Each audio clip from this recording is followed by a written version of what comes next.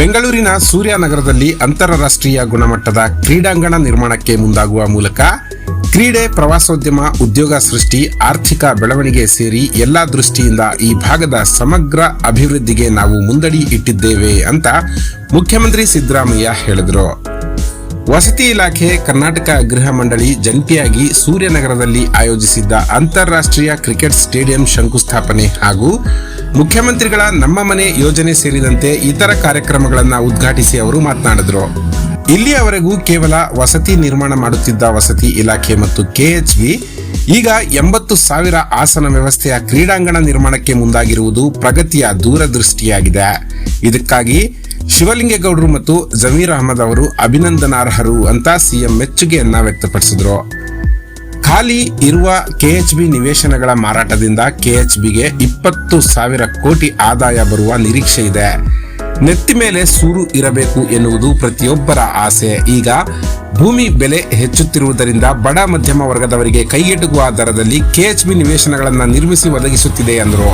ಈ ಭಾಗದ ಅಭಿವೃದ್ಧಿಗೆ ಪೂರಕವಾಗಿ ಜಿಗಣಿ ಹೋಬಳಿಯ ಪ್ರಮುಖ ಸಂಪರ್ಕ ರಸ್ತೆ ನಿರ್ಮಾಣಕ್ಕೂ ಆಡಳಿತಾತ್ಮಕ ಅನುಮೋದನೆ ನೀಡಲಾಗಿದೆ. ಅಧಿಕಾರಿಗಳು ಈ ಕೆಲಸವನ್ನು ಆರಂಭಿಸುತ್ತಾರೆ. ಕ್ರೀಡಾಂಗಣ ರಸ್ತೆ ಮಾತ್ರವಲ್ಲದೆ ವಸತಿ ಇಲಾಖೆಯು ಈ ಬಾರಿ ಇಲ್ಲಿಯವರೆಗೂ 3 ಲಕ್ಷಕ್ಕೂ ಹೆಚ್ಚು ಮನೆ ಮತ್ತು ನಿವೇಶನಗಳನ್ನು ರಾಜ್ಯದಲ್ಲಿ ನೀಡಲಾಗಿದೆ ಅಂತ ಹೇಳಿದ್ರು.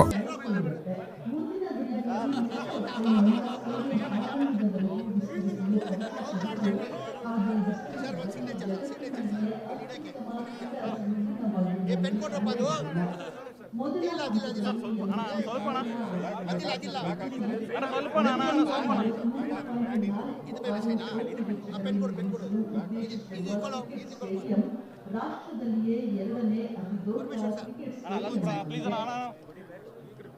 ಸ್ಟೇಡಿಯಂ ಕರ್ನಾಟಕದ ಯಕ್ಷಗಾನ ಶೈಲಿಯ ಮಾದರಿಯಲ್ಲಿ ಕ್ರೀಡಾ ಸಂಕೀರ್ಣದ ಸುತ್ತಮುತ್ತ ಮಂಡಳಿ ಬಡಾವಣೆಯಲ್ಲಿ ಲಭ್ಯವಿರುವ ನಿವೇಶನಗಳಲ್ಲಿ ಕ್ರೀಡಾ ಚಟುವಟಿಕೆಗೆ ಪೂರಕವಾದ ಕ್ರೀಡಾ ಸಂಕೀರ್ಣವನ್ನ ಅಭಿವೃದ್ಧಿಪಡಿಸಲು ಅವಕಾಶವಿದ್ದು, ಈ ಅಂತಾರಾಷ್ಟ್ರೀಯ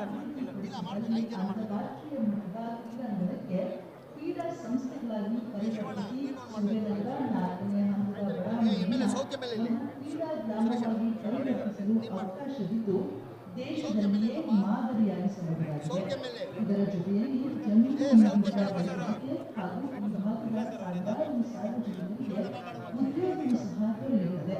ಐಪಿಎಲ್, ಐಸಿಸಿ ಕ್ರಿಕೆಟ್ ಪಂದ್ಯ ಹೀಗಾಗಿ ಕ್ರೀಡೆ, ಪ್ರವಾಸೋದ್ಯಮ, ಉದ್ಯೋಗ ಸೃಷ್ಟಿ, ಆರ್ಥಿಕ ಬೆಳವಣಿಗೆ ಸೇರಿ ಎಲ್ಲಾ ದೃಷ್ಟಿಯಿಂದ ಸಮಗ್ರ ಅಭಿವೃದ್ಧಿಗೆ ನಾವು ನಾಂದಿ ಹಾಡಿದ್ದೇವೆ ಅಂತ ಹೇಳಿದ್ರು.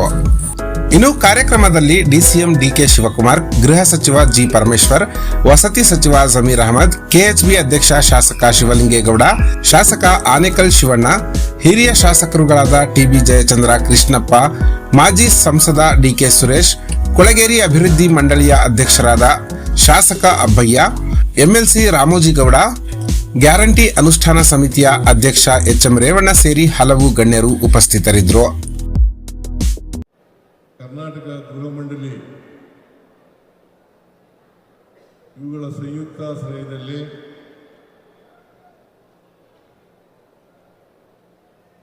ಈ ಕಾರ್ಯಕ್ರಮ ನಡೀತಾ ಇದೆ.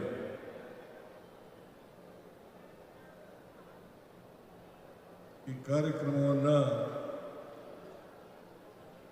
ಅತ್ಯಂತ ಸಂತೋಷದಿಂದ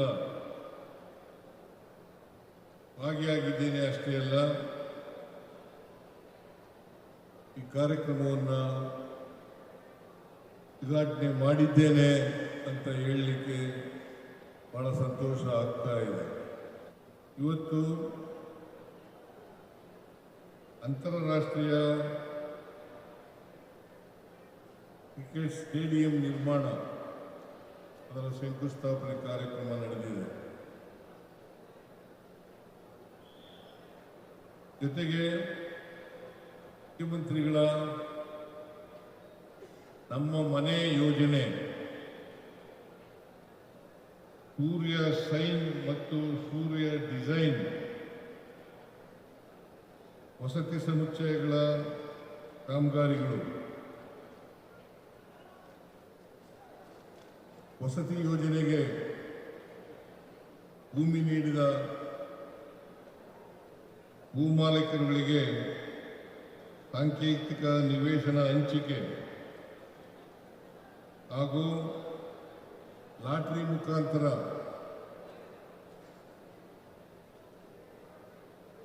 ಸಾರ್ವಜನಿಕ ಅರ್ಜಿದಾರರಿಗೆ ನಿವೇಶನ ಹಂಚಿಕೆ ಕಾರ್ಯಕ್ರಮಕ್ಕೆ ಚಾಲನೆ ನೀಡಿದ್ದೇನೆ ಅಂತೇಳಿ ಬಹಳ ಸಂತೋಷದಿಂದ ಘೋಷಣೆಯನ್ನು ಮಾಡ್ತಾ ಇದ್ದೇನೆ.